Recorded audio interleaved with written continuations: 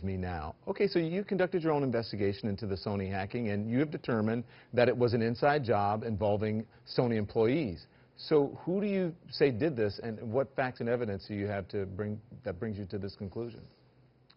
Hi, Don. Thanks. So when we look at this, we look at motive, right? And what's important to note, based on our investigation, is that the date that we have nailed in terms of when data was moved off of Sony and was far earlier than the timeline that has been revealed so far. And our date points to October 21st. And when we look at the over 100 terabytes of data that was moved off, which is an incredible amount of data, there was quite a bit of information, HR-related information, that was included in that release of files. So what we saw was that there were a few suspects that we had been looking at that were not included in that release of information, and these suspects have, at least one, had ties to and critical knowledge of Sony systems, IP addresses, credentials, etc., and also had motive for being what I would say it would be upset at Sony due to reorganization that happened within the department, as well as sympathetic to the community in terms of Sony's work to combat online piracy. So what you're saying is because of the time and all the information that was gained by the hackers, you believe it was an inside job by an employee. So then, where does North Korea play into this? When did they become involved? Sure. So we believe North Korea was involved, but not until after the data was moved off of Sony's premise.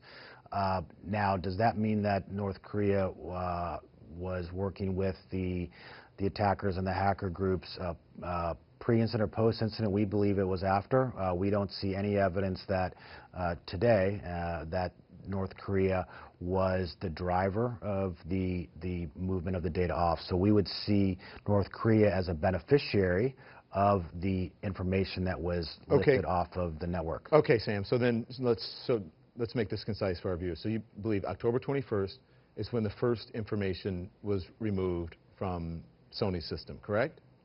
Correct. By who you say it was an employee, right? That's correct. A former employee. A former employee. Okay. So then you say that North Korea was the beneficiary of that information that was taken. So if it was October 21st when the first information was stolen, then when did Sony? What was the date that Sony became involved?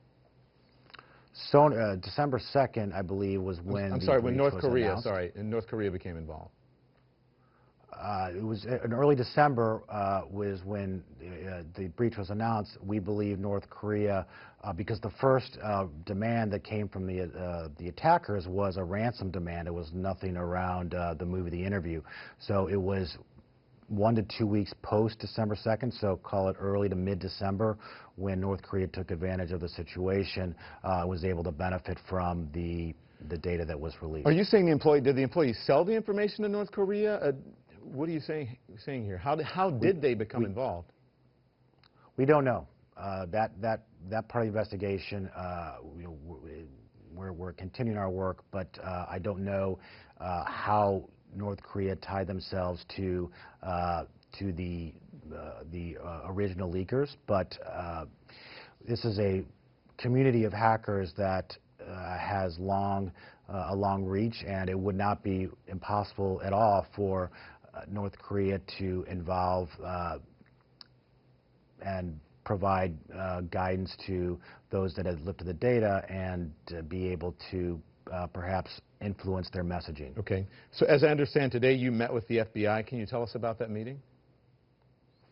We've provided our initial findings to the FBI, and will continue to provide law enforcement with our information.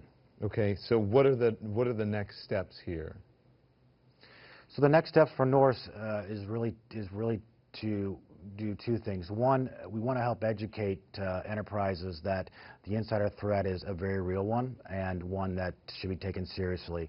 And the second is to provide the complete data set to law enforcement so that they can run that through their traps and confirm what we believe to be the really the drive and the motivation for the attack, and that's what law enforcement is here for, and we're simply providing information that we have based on our research. So what do you say to your detractors, those who those who question your theory?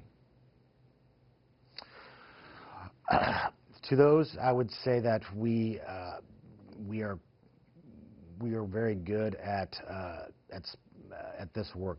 We're in the business of security intelligence, and I think one needs to take a step back and just look at what actually happened with respect to the timeline, and if the movie The Interview was the driver for this hack, why wasn't it part of the initial demand from the attackers? Why was the initial demand money? And why was the information taken really designed to embarrass Sony and cripple Sony versus something that would be more typical for a nation